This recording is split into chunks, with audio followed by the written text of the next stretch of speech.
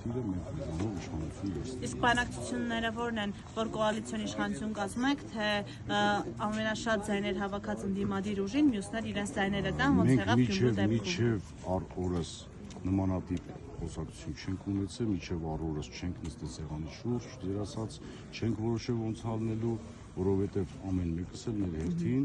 ունենք մեր ակնկալիքներ, իսկ ակնկալիքները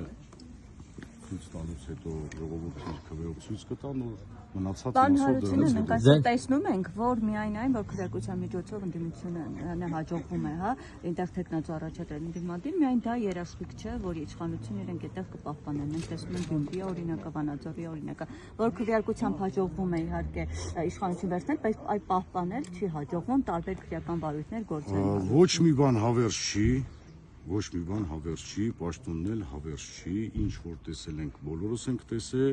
իսկ մեր մասով ժամանակը ցույց կտա։ Իսկ օրինակ ձեր դեմ ինչ-որ բաներ կան, կոմպրոմատներ կարողանամ հետագայում ներկայացնել։ Չէ, մեր դեմ չեն կարող, մենք մաքուր մարդիկ ենք, մենք խնդիր չունենք։ Բայց պարոն Հարությունյան, տեղեկություն տարածվեց, որ ձեր եւ ձեր